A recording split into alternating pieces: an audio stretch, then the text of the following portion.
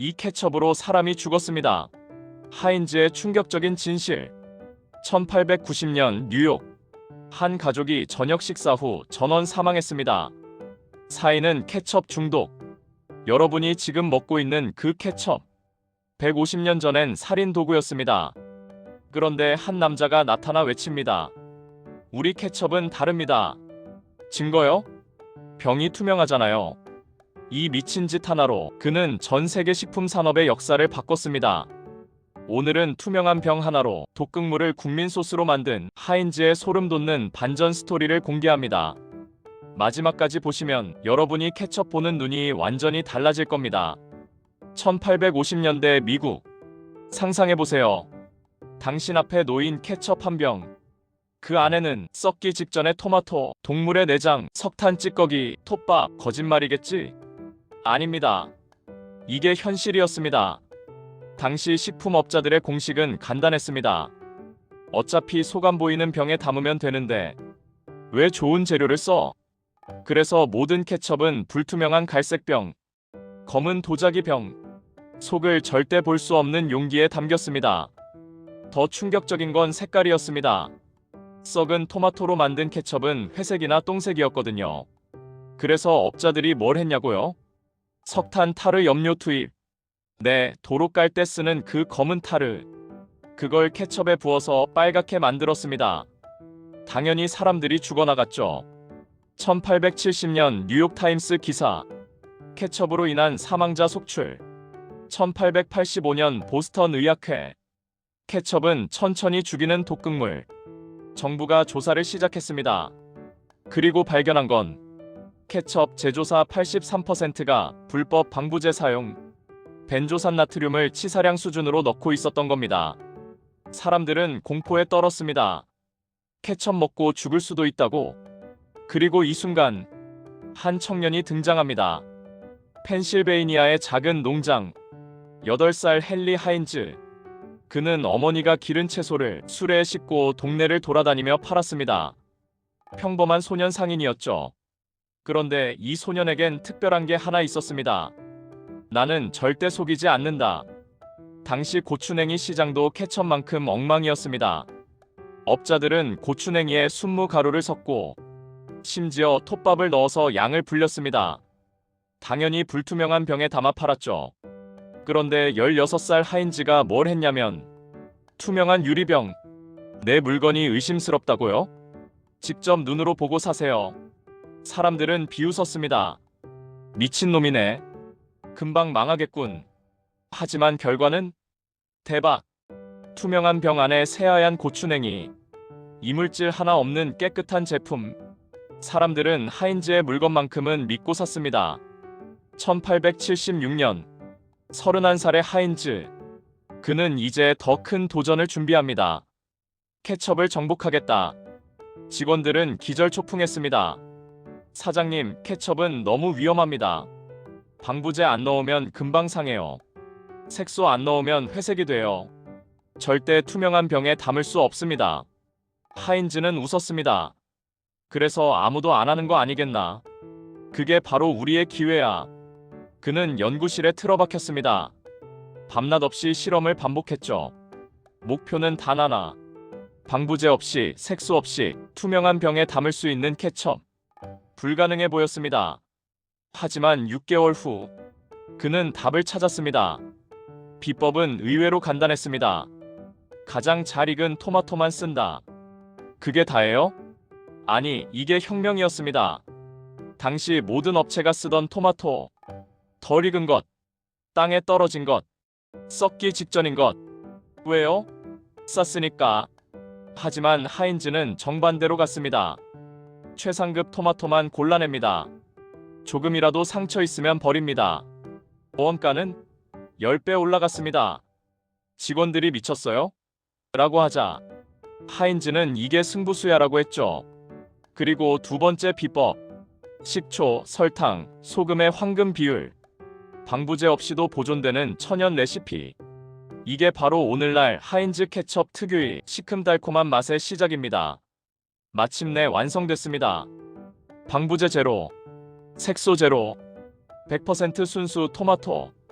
1876년 봄, 하인즈는 필라델피아 만국 박람회에 부스를 냅니다. 그의 부스 한가운데는 거대한 투명 유리병, 햇빛을 받아 루비처럼 빛나는 붉은 케첩. 옆 부스의 경쟁사들은 짙은 갈색 병에 든 의심스러운 액체. 대조가 극명했습니다. 사람들이 몰려들었습니다. 저게 정말 케첩이에요? 이렇게 맑고 붉은색이 가능해요? 색소 안 넣었다고요? 하인즈는 자신있게 말했습니다. 직접 보십시오. 우리는 숨길 게 없습니다. 그래서 투명한 병입니다. 그날 저녁, 하인즈 부스는 발 디딜 틈이 없었습니다. 경쟁사 부스는 텅 비었고요. 투명한 병은 단순한 포장이 아니었습니다. 그건 선언이었습니다. 우리는 당신을 속이지 않습니다. 가격은 다른 케첩의 2배였습니다. 하지만 사람들은 기꺼이 샀습니다. 이건 목숨값이야. 우리 아이한테 먹일 수 있는 유일한 케첩. 하인즈는 여기서 멈추지 않았습니다. 1880년 그는 또 미친 짓을 합니다. 공장 견학 프로그램 오픈. 경쟁사들은 미쳤나? 제조 비법을 다 보여줘. 하인즈는 비법은 깨끗함입니다. 보여줄 게 자랑스럽죠. 매일 수백 명의 시민들이 공장을 방문했습니다. 그들이 본 것은 하얀 가운을 입은 직원들, 매니큐어까지 지우고 손 씻는 모습, 기계가 아닌 손으로 일일이 검수하는 토마토, 햇빛 쏟아지는 청결한 작업실. 방문객들은 감동받았습니다. 이런 곳에서 만든 음식이라면 믿을 수 있어. 입소문이 폭발적으로 퍼졌습니다. 하인즈의 성공은 업계를 압박했습니다. 다른 회사들은 여전히 독극물을 팔고 있었으니까요. 1905년 큰 사건이 터집니다. 작가 업튼 싱클레어가 정글이라는 책을 출간. 식품업계의 추악한 민낯을 폭로했죠. 국민들이 들고 일어났습니다. 정부는 뭐해? 1906년 마침내 순수식품의약품법 통과, 유해 방부제와 색소 전면 금지, 제조 과정 투명 공개 의무화. 경쟁사들은 패닉에 빠졌습니다. 이제 케첩을 어떻게 만들어? 방부제 없이는 불가능한데? 하지만 하인즈는 웃고 있었습니다. 그는 이미 30년 전부터 그렇게 만들고 있었으니까요. 법이 하인즈를 따라온 겁니다. 잠깐 여기서 TMI 하나. 하인즈 병에 박혀있는 숫자 57. 57가지 제품이 있다는 뜻 아닌가요? 아닙니다. 사실 당시 하인즈는 이미 60개 이상의 제품이 있었습니다. 그럼 왜 57이냐고요? 하인즈의 대답. 그냥 57이 멋있어 보여서요. 진짜 이유입니다. 그는 기차 광고에서 21가지 신발 스타일이라는 문구를 보고 숫자가 있으니까 임팩트 있네. 그래서 자기가 좋아하는 숫자 5와 7을 조합. 57 탄생. 황당하죠? 하지만 이게 또 대박 마케팅이 됐습니다. 사람들은 57가지나 있다고 하며 호기심을 가졌고 하인즈의 다양한 제품을 찾기 시작했으니까요. 1919년 헨리 하인즈 사망. 하지만 그가 세운 철학은 살아남았습니다.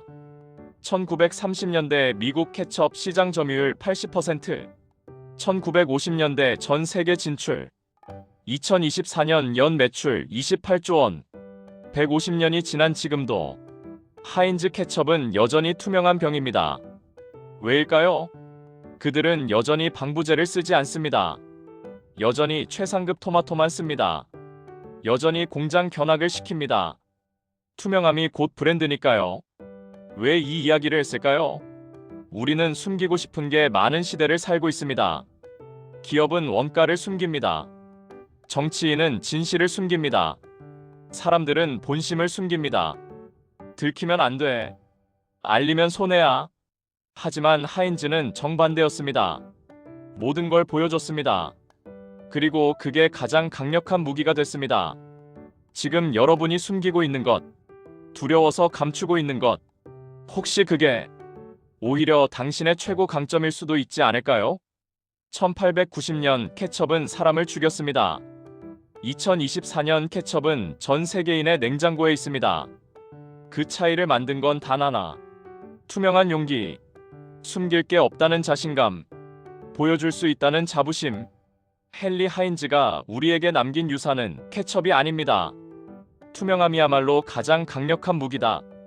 이 진리입니다. 여러분의 삶에도 투명한 용기가 필요한 순간이 있을 겁니다. 그때 하인즈를 떠올리세요. 150년 전 모두가 숨길 때 혼자 드러낸 그 용기를. 오늘의 이야기가 흥미로우셨다면 구독과 좋아요 부탁드립니다. 다음 영상에서 더 충격적인 비즈니스 스토리로 찾아뵙겠습니다. 감사합니다.